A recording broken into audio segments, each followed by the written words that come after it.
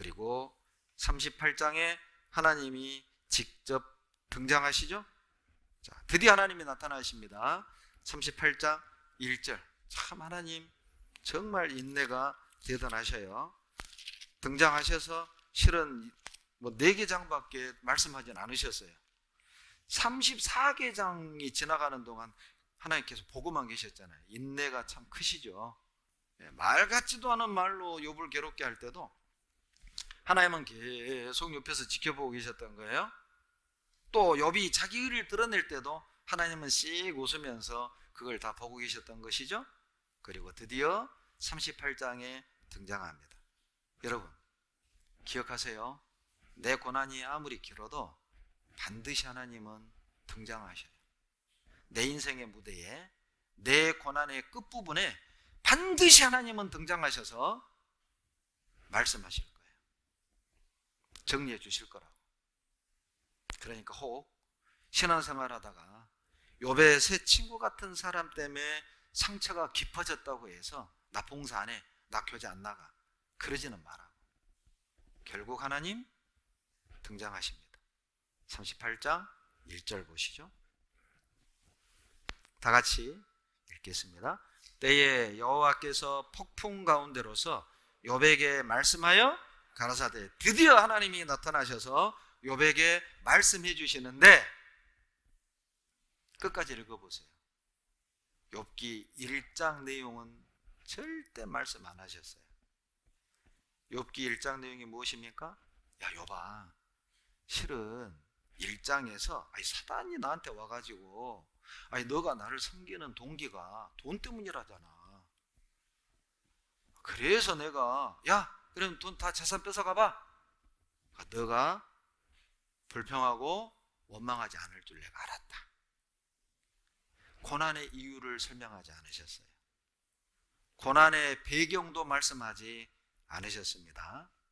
그리고 결국 너가 이 고난을 잘 견디면 내가 42장에서 재산을 2배나 내가 주려고 계획했던 거야.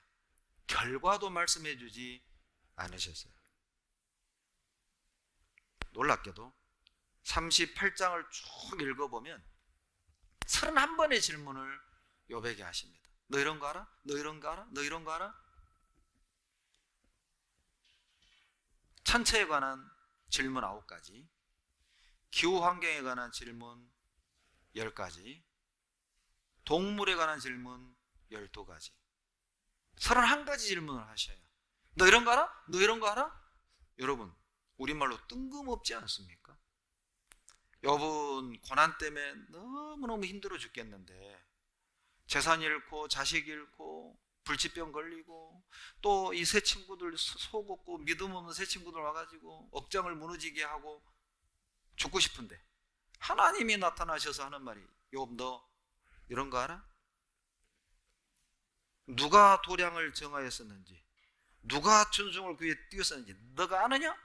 여러분 막 집에 불나가지고 하루아침에 재산 다 날아가는데 목사님이 와가지고 자매님 피타고라스 정리 아세요?